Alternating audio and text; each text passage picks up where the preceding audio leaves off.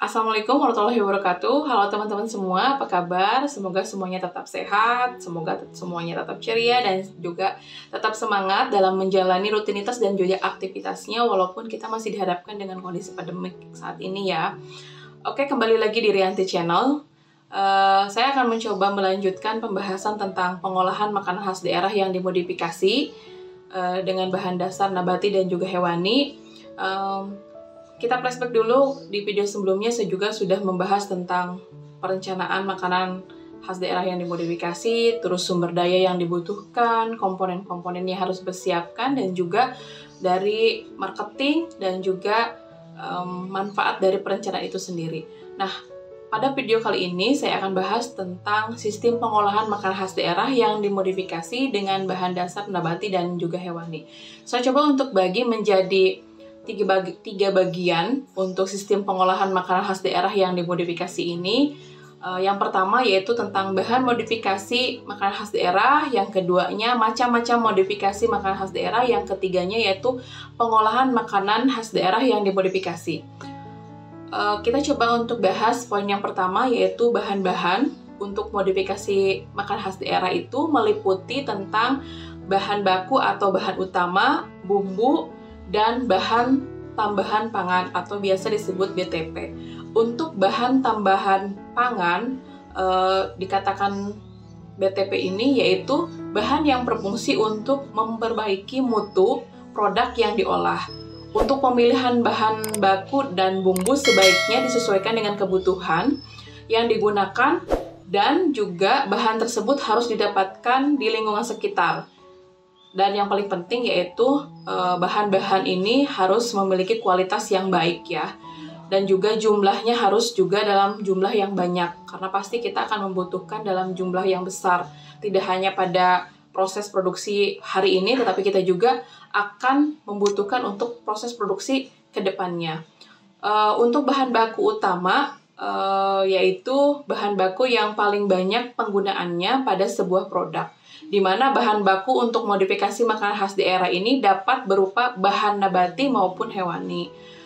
Di sini ada beberapa contoh modifikasi makanan khas daerah yang kaitannya dengan bahan baku. Contohnya yaitu kayak makanan khas daerah empek-empek, di mana bahan bakunya adalah ikan tenggiri atau ikan gabus. Modifikasi dari bahan baku ini bisa diganti dari ikan tenggiri ini bisa diganti dengan modifikasi ikan lele. Artinya bahan baku itu tidak hanya terpatok pada ikan tenggiri saja, tapi kita mencoba untuk memodifikasi empek-empek dengan bahan baku ikan lele.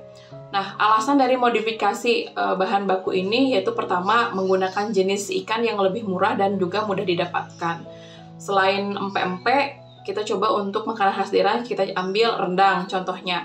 Bahan baku yang paling utama dari rendang ini adalah daging sapi. Nah, apa modifikasi dari makanan atau bahan baku dari rendang ini itu sendiri mengganti daging sapi bisa diganti dengan modifikasinya paru sapi ya, tidak harus terpatok. Nah, itu kan salah satu ciri khas atau salah satu modifikasi dari bahan baku makanan khas daerah dari rendang.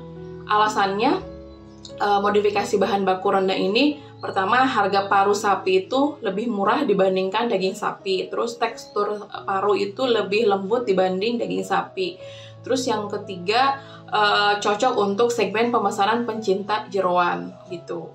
Jadi selain tadi paru sapi, rendang juga bisa diganti modifikasi bahan bakunya dengan jamur tiram. Nah, alasan modifikasi tadi rendang itu diganti dengan jamur tiram, pertama, harganya jauh lebih murah. Yang kedua, teksturnya lebih lembut. Terus yang selanjutnya cocok untuk segmentasi pasar vegetarian. Jadi khusus untuk yang biasa mengkonsumsi vegetarian. Jadi artinya dari dua contoh yang tadi makanan khas daerah, kita juga bisa memodifikasinya. Jadi kita tidak perlu menciptakan produk yang belum ada ya. Tapi kita juga bisa memberikan inovasi-inovasi produk yang sudah ada. Tinggal kita merancang atau merumuskan ide-ide apa yang akan kita lakukan, apa yang akan kita modifikasi terhadap produk-produk tersebut. Ini contohnya mungkin barangkali nanti bisa menjadikan gambaran untuk teman-teman semua, menjadi ide-ide atau peluang untuk usaha ya. Selanjutnya, bahan tambahan pangan. Dikatakan bahan tambahan pangan yaitu bahan atau campuran bahan yang secara alami bukan merupakan bagian dari bahan baku pangan, tetapi ditambahkan ke dalam pangan untuk memperbaiki sifat atau bentuk dari produk pangan itu sendiri. Jadi tidak semua produk pangan itu termasuk makanan khas daerah harus menggunakan BTP ya, tetapi ada beberapa produk makanan khas daerah yang menggunakan BTP. Jadi BTP itu bukan menjadi bahan pokok atau bahan utama yang harus ada. Menyesuaikan produk apa yang kita hasilkan, yang akan kita produksi, baru kita menyesuaikan juga BTP apa yang akan kita gunakan. Di mana BTP di sini harus ditambahkan untuk tujuan memperbaiki mutu pangan, bukan bahkan mengurangi dari kualitas si produk yang kita hasilkan. Jadi kita juga harus bisa memilah dan memilih BTP-nya untuk penambahan ke produk yang akan kita hasilkan. Oke, beberapa jenis BTP, contohnya ya, beberapa jenis BTP yaitu pertama pemanis, terus pembentuk gel, terus juga pengatur keasaman, terus juga ada pengawet, ada pengembang, terus ada juga emulsifier, ada penguat rasa, ada perisai, dan juga ada pewarna makanan. Nah, contoh dari makanan khas daerah yang menggunakan BTP yaitu pertama, kita contohkan cireng ya. BTP yang digunakan yaitu pertama bisa menggunakan perisai atau pewarna makanan, contohnya rasa keju, rasa balado, atau rasa jagung. Alasannya apa menggunakan modifikasi dengan BTP ini? Pertama, alasannya itu membuat rasa cireng yang biasanya hanya asin dan gurih, ini bisa menjadi lebih ada variasi rasa. Terus yang kedua, ada penambahan rasa keju, jagung, bakar, ataupun balado. Dapat juga memberikan variasi warna dari cireng. Jadi tidak hanya esensinya, biasanya cireng itu yang kita tahu adalah warnanya putih saja. Nah, dengan adanya BTP ini yang tadi disebutkan, ada perisai dan juga pewarna makanan, jadi kita juga bisa memberikan modifikasi. Oh, ternyata cireng itu ada yang warnanya kuning, ada yang warnanya oranye, atau bahkan mungkin ada yang warnanya merah. Artinya tidak monoton pada yang kita tahu adalah cireng warnanya putih gitu. Jadi mungkin lebih bisa menarik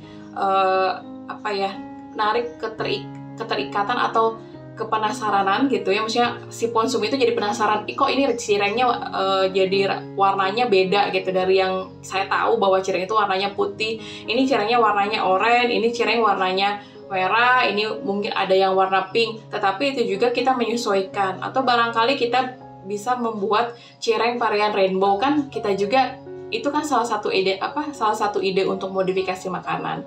Nah, itu untuk modifikasi dari cireng ya. Nah, selanjutnya contohnya selain cireng itu bisa kita modifikasi dari makanan khas daerah klepon. Biasanya kalau klepon itu kan kebanyakan warnanya hijau. Nah, kita bisa menggunakan BTP yang digunakan yaitu pakainya pewarna makanan ya. Nah, alasannya biar lebih menarik. Jadi si klepon ini tidak monoton warnanya hijau saja. Bagaimana kita punya ide, misalkan kita punya ide, kita bikin klepon nih, kleponnya rainbow, misalkan temanya rainbow, otomatis kan kita akan menghasilkan klepon yang bermacam-macam warna, berwarna-warni maksudnya. Mungkin itu akan lebih menarik minat konsumen untuk membeli produk kita. Jadi kita memodifikasi makanan khas daerah yang sudah ada menjadi lebih berinovasi dan juga lebih memiliki ketertarikan untuk membuat penasaran konsumen untuk membeli produk kita. Nah, selanjutnya penggunaan BTP di sini juga ada beberapa hal yang harus diperhatikan untuk penggunaan BTP. Jadi kita juga tidak boleh sembarangan asal menggunakan BTP, harus menyesuaikan kebutuhan, harus menyesuaikan takaran ataupun komposisi nanti untuk pencampurannya dengan bahan utama. Nah, di sini ada 3 hal yang harus diperhatikan untuk penggunaan BTP untuk produk makanan, yaitu pertama, kita gunakan BTP yang diizinkan. Yang kedua, gunakan dalam jumlah yang dibolehkan. Yang ketiga, gunakan jenis BTP yang sesuai dengan karakteristik produknya. Jadi, kita juga harus tahu BTP yang kita akan gunakan itu dia memiliki izin enggak, dia halal atau enggak, terus dia sudah lolos izin dari BPOM enggak, atau segala macam ya yang kaitannya dengan produk makanan. Artinya jangan sampai kita salah mendapatkan BTP. Bukan berarti ketika kita menghasilkan produk, jangan sampai produk kita itu justru malah merugikan konsumen, tetapi kita harus ada memberikan keuntungan atau benefit untuk si konsumen. Selain mungkin kita mendapatkan profit, tapi kita juga memberikan benefit terhadap konsumen. Nah, yang selanjutnya kita menyesuaikan juga jenis, menyesuaikan juga jumlah, dan yang harus kita tambahkan terhadap produk tambahan kita. Jangan sampai terlalu over untuk penggunaan dari BTP itu sendiri. Nah, penggunaan BTP yang tepat sesuai takaran batas aman akan memberikan manfaat teknologi terhadap mutu pangan. Artinya penggunaan BTP itu sesuai dengan takarannya itu akan memberikan benefit itu sendiri terhadap mutu dari produk yang kita hasilkan. Nah, ketika ibaratkan kita menggunakan BTP tidak tepat, maksudnya tidak sesuai dengan komposisinya, itu akan membahayakan terhadap kesehatan dari konsumen. Jadi artinya kita harus benar-benar detail, kita harus benar-benar ketat mengatur komposisi BTP, berapa komposisinya ketika kita akan mencampur terhadap bahan baku atau bahan utama. Jadi jangan sampai ketika ibaratkan produk kita launching, produk kita menyebar di pasaran, ternyata banyak keluhan dari konsumen, ternyata ini produk dari si ibu Anu atau dari bapak Anu, bahkan ini mengundang penyakit loh karena anu gitu. Jangan sampai kita banyak komplain seperti itu. Makanya dari sini untuk proses produksi sendiri kita harus benar-benar selektif, kita harus lebih detail gitu. Kita harus benar-benar memantau, mengevaluasi ketika di proses produksi, apalagi nanti kita kan tidak hanya kita ya yang melakukan proses produksi, tapi kita juga kan akan bisa berkaitan dengan tenaga kerja juga. Kita juga harus memberikan pengarahan terhadap tenaga kerja bahwa nih harus komposisinya seperti ini. Misalkan bahan bakunya 2, berarti itu untuk BTP-nya cukup setengah gitu, jangan terlalu banyak. Untuk pewarnaan makanan juga jangan terlalu banyak, karena kalau terlalu banyak pewarnaan makanan juga itu kan rasanya akan pahit kalau untuk di makanan ya, kayak misalkan cireng ataupun klepon. Jadi akan lebih pekat rasanya. Jadi jangan sampai penambahan BTP ini mengurangi esensi ataupun mutu dan kualitas dari produk yang kita hasilkan. Jadi benar-benar harus hati-hati, benar-benar harus selektif ya.